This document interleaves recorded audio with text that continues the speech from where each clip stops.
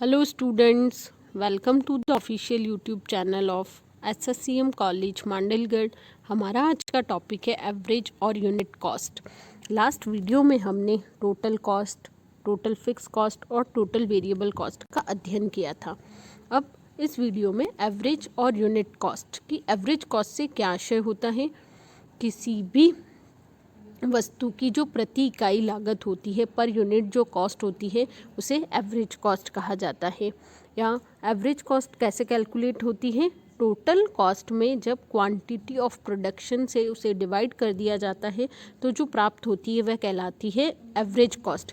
यानी किसी भी वस्तु की कुल लागत में यदि उत्पादित इकाइयों की संख्या का भाग दिया जाता है तो जो प्राप्त होती है वह कहलाती है औसत लागत। इसे यूनिट कॉस्ट भी कहा जाता है, प्रति इकाई लागतें। इसे कुल लागत में उत्पादित इकाइयों की संख्या का भाग देकर ज्ञात किया जाता है।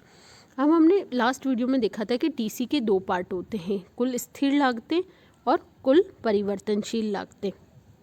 कुल स्थिर लागतें जो उत्पादन के प्रत्येक स्तर पर स्थिर रहती है, और परिवर्तनशील लागतें शून्य स्तर पर शून्य होती है, और जैसे जैसे उत्पादन बढ़ता जाता है परिवर्तनशील लागतों में भी वृद्धि होती है।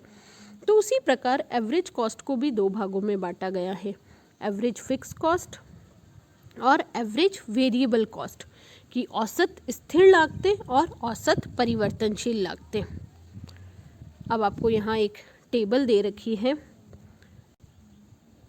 इसमें हमें फर्स्ट टोटल प्रोडक्शन दे रखा है, कुल उत्पादन, आपको टोटल फिक्स कॉस्ट दे रखी है, टोटल वेरिएबल कॉस्ट दे रखी है और टोटल कॉस्ट, ये जो हमने लास्ट वीडियो में कुल लागतों का अध्ययन किया था। फिर हमें दे रखा है एवरेज कॉस्ट, इसमें average fix cost, average variable cost, average cost, और फिर है हमारा सीमांत लागत, मार्जिनल कॉस्ट की एक अतिरिक्त इकाई का उत्पादन करने से कुल लागत में जो परिवर्तन आता है उसे हम क्या कहते हैं? सीमांत लागत कहते हैं। फर्स्ट है हमारा average fix cost. Average fix cost कैसे कैलकुलेट होती है? Total fix cost divided bye output. Simple है कि किसी का भी यदि हमें एवरेज निकालना है तो जैसे हम एवरेज कॉस्ट निकालते हैं total cost divided by quantity, वैसे ही एवरेज यदि फिक्स कॉस्ट हमें कैलकुलेट करनी है, एवरेज फिक्स कॉस्ट यदि हमें कैलकुलेट करनी है तो हम क्या करेंगे? Total fix cost divided by quantity. और एवरेज वेरिएबल कॉस्ट ज्ञात करनी है तो एवरेज वेरिएबल कॉस्ट के लिए total variable cost divided by quantity. तो इस टेबल में इसी तरह से कैलकुलेट किया गया है। फर्स्ट हम देखते हैं कि एएफसी कैसे कैलकुलेट की है। फॉर्मूला था हमारा total fix cost divided by quantity. 0 पे टोटल फिक्स कॉस्ट है 20 और क्वांटिटी ऑफ प्रोडक्शन है 0, तो 20 डिवाइडेड बाय 0, 0 आ गया। फिर हमारे total fix cost 20 divided by 1, तो 20 डिवाइडेड बाय 2, 10। फिर ये धीरे धीरे आपकी देखिए एवरेज फिक्स कॉस्ट क्या होती जा रही है? कम होती जा रही, क्योंकि जैसे टोटल फिक्स कॉस्ट क्या है? स्थिर है, और जैसे जैसे उत्पादन की मात्रा में वृद्धि होगी जो हमारी औसत स्थिर लागत है वो क्या होती जाएगी? कम होती जाएगी। एवरेज वेरिएबल कॉस्ट कैलकुलेट करनी है। एवरेज वेरिएबल कॉस्ट कैसे कैलकुलेट होगी? Total variable cost divided bye output. Total variable cost हमारी ये रही डिवाइडेड बाय आउटपुट ये रहा, तो 0 डिवाइडेड बाय 0, 0, 3 डिवाइडेड बाय 1, 3। तो ये देखिए जो एवरेज वेरिएबल कॉस्ट है वो क्या होती जा रही है? बढ़ती जाती है धीरे धीरे धीरे, क्योंकि कुल परिवर्तनशील लागतें भी उत्पादन के स्तर में जैसे जैसे वृद्धि होती है कुल परिवर्तनशील लागतों में भी वृद्धि होती है, उसी तरह औसत परिवर्तनशील लागतें भी बढ़ती है। एवरेज कॉस्ट कैसे कैलकुलेट करेंगे? देखो एवरेज कॉस्ट हम दोनों तरीके से कैलकुलेट कर सकते हैं। यदि मैंने एएफसी और एवीसी कैलकुलेट कर लिया है तो एसी कैसे कैलकुलेट हो सकता है? एएफसी प्लस एवीसी से भी हम कैलकुलेट कर सकते हैं, या एसी का हमारा दूसरा फॉर्मूला है total cost divided by quantity, दोनों से सेम आंसर आएगा। अब उसी तरह मैंने यदि एसी कैलकुलेट कर लिया है और एवीसी कैलकुलेट कर लिया है तो एएफसी मुझे निकालना है, तो एएफसी का फिर हमारा एक और फॉर्मूला बन सकता है ना कि AC में से क्या कर दें, AVC को माइनस कर दें। और इसी तरह यदि मुझे AVC कैलकुलेट करना है तो हम क्या करेंगे, AC में से AFC को माइनस कर देंगे। तो ये सब दोनों तरह से कैलकुलेट हो सकती है। AFC आप total fix cost divided by quantity करके भी कैलकुलेट कर सकते हैं, और यदि AC और AVC गिवन है तो इस तरह भी आप AFC कैलकुलेट कर सकते हैं। तो ये देखिए AC हम इन दोनों को प्लस कर दिया, AFC प्लस AVC को प्लस कर दिया, तो हमारा ये आ गया AC। या हम total cost divided by quantity करेंगे तो भी हमारा यही आंसर आएगा। फिर एक कॉलम और आपको दे रखा है मार्जिनल कॉस्ट। सीमांत लागत से क्या आशय होता है। हम पहले भी सीमांत उत्पादन, सीमांत उपयोगिता आदि का अध्ययन कर चुके हैं। सीमांत वर्ड से आशय होता है कि किसी भी एक अतिरिक्त इकाई का में वृद्धि करने से कुल पे क्या प्रभाव पड़ता है। तो किसी भी एक अतिरिक्त इकाई का उत्पादन करने पर कुल लागत में जो परिवर्तन होता है वो क्या कहलाता है, सीमांत लागत। तो हमारी कुल लागत कितनी थी, TC 0 पे 20 है, फिर क्या हो गई 23, यानी तो पहली इकाई की यदि सीमांत लागत मुझे ज्ञात करनी है तो एक अतिरिक्त इकाई का में वृद्धि करने से या एक अतिरिक्त इकाई का उत्पादन करने से कुल लागत में क्या प्रभाव पड़ा। कुल लागत 20 से क्या हो गई, 23 हो गई। फर्स्ट इकाई की देखें तो 20 से 23 हो गई, तो 23 माइनस 20 3 रुपये। फिर दूसरी इकाई की देखेंगे, पहली इकाई की थी 23, दूसरी इकाई की है 24.5, तो दूसरी इकाई की सीमांत लागत क्या हो गई, 24.5 माइनस 23 कितना आ गया, 1.5। तो हमें क्या करना है, नीचे वाले में से ऊपर वाले को माइनस करना है, जैसे हम क्यूमुलेटिव निकालते हैं। तो इस तरह हमारी क्या कैलकुलेट होती है, मार्जिनल कॉस्ट। या फॉर्मूला होता है total cost of n minus total cost of n minus 1। या एक फॉर्मूला और होता है change in total cost. Total cost में कितना परिवर्तन आ रहा है divided by change in quantity. तो इस सारणी में हमने एवरेज कॉस्ट कैसे कैलकुलेट करते हैं, average fix cost, average variable cost और मार्जिनल कॉस्ट। अब हम रेखा चित्र द्वारा इसका अध्ययन देखते हैं। फर्स्ट है आपका औसत fix cost, average fix cost curve.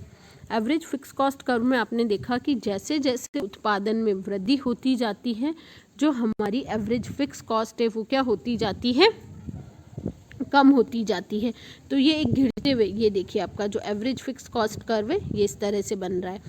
जब कुल स्थिर लागत, एवरेज फिक्स कॉस्ट कैसे कैलकुलेट करते हैं कि जब कुल स्थिर लागत यानी टोटल फिक्स कॉस्ट में हम क्वांटिटी, टोटल फिक्स कॉस्ट में जब क्वांटिटी से डिवाइड कर दिया जाता है तो हमें एवरेज फिक्स कॉस्ट प्राप्त होती है। जब कुल स्थिर लागत को उत्पादित इकाइयों की संख्या से भाग दे दिया जाता है तो हमें औसत स्थिर लागत प्राप्त होती है।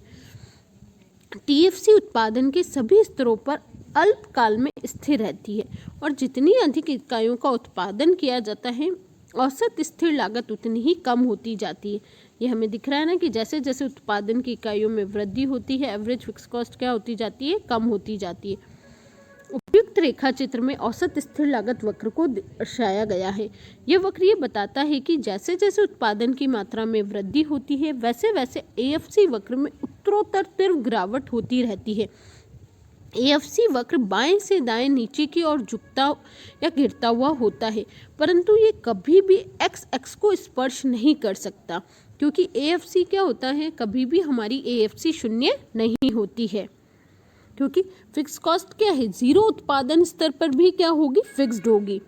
नेक्स्ट है हमारा average variable cost. Average variable cost जब कुल परिवर्तनशील लागत यानी टोटल वेरिएबल कॉस्ट में कुल उत्पादित इकाइयों की संख्या यानी क्वांटिटी का जब हम भाग देते हैं तो इसे एवरेज वेरिएबल कॉस्ट कहा जाता है। डायग्राम में देखें, उत्पादन में परिवर्तनशील होने के साथ साथ परिवर्तनशील लागत परिवर्तित होती रहती है और ये उत्पत्ति के नियम जो हमने पढ़े थे, हास नियम, वृद्धि नियम, समता नियम, इनसे भी प्रभावित होती है। उत्पादन की प्रारंभिक अवस्था में AVC क्या होगी, घटेगी। जब AVC स्टार्टिंग में प्रोडक्शन करेंगे तो AVC क्या होगी, घटेगी, जब तक फर्म न्यूनतम लागत बिंदु पर न पहुंच जाए।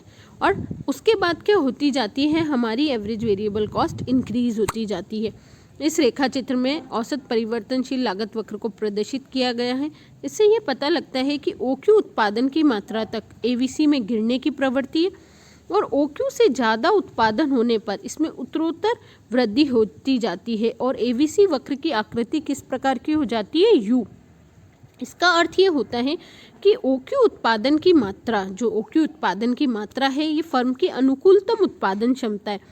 जब तक फर्म उत्पादन की मात्रा इसकी अनुकूलतम उत्पादन क्षमता से कम करती है, जब तक ABC गिरती है और इसके बाद ABC क्या होने लग जाती है, बढ़ती जाती है और ABC का जो शेप होता है वो U आकार का होता है। थर्ड है हमारा औसत कुल लागत। औसत कुल लागत से आशय उत्पादन की कुल प्रति इकाई लागत से होता है, यानी हमने बोला पर यूनिट कॉस्ट भी कहा जाता है एवरेज कॉस्ट को। जब उत्पादन की कुल लागत में उत्पादित इकाइयों की संख्या का भाग दिया जाता है, यानी टोटल कॉस्ट में जब हम क्वांटिटी का भाग देते हैं तो हमें कुल लागत प्राप्त होती है। दूसरे शब्दों में average total cost, average fixed cost और एवरेज वेरिएबल कॉस्ट का योग है। औसत लागत वक्र प्रारंभ में नीचे की ओर गिरता हुआ होता है, निश्चित बिंदु पर पहुंचने के बाद ये ऊपर की ओर बढ़ना शुरू हो जाता है। ये हमारा आदर्श उत्पादन बिंदु कहलाता है और OQ क्या है, आदर्श उत्पादन मात्रा। इस बिंदु तक हमारी AC क्या है, गिर रही है। इस बिंदु पर उत्पादक न्यूनतम लागत पर अधिकतम उत्पादन कर सकता है। उपयुक्त रेखा चित्र में औसत कुल लागत वक्र को प्रदर्शित किया गया है। ये AFC और ABC को जोड़ने से ATC वक्र प्राप्त होता है। ये वक्र हमें क्या बता रहा है कि उत्पादन की OQ मात्रा तक ATC में गिरने की प्रवृत्ति है। इसके पश्चात उत्पादन में वृद्धि के साथ साथ ATC में भी उत्तरोत्तर वृद्धि हो रही है। औसत कुल लागत वक्र की आकृति भी U होती है। तो स्टूडेंट्स, इस वीडियो में हमने औसत कुल लागत क्या होती है, औसत कुल लागत को दो भागों में बांटा जाता है, औसत परिवर्तनशील लागत और औसत स्थिर लागत। एवरेज टोटल कॉस्ट के दो पार्ट है, AFC एवरेज फिक्स कॉस्ट और AVC average variable cost. Total cost को जब डिवाइडेड बाय क्वांटिटी कर दिया जाता है तो हमें औसत कुल लागत प्राप्त होती है।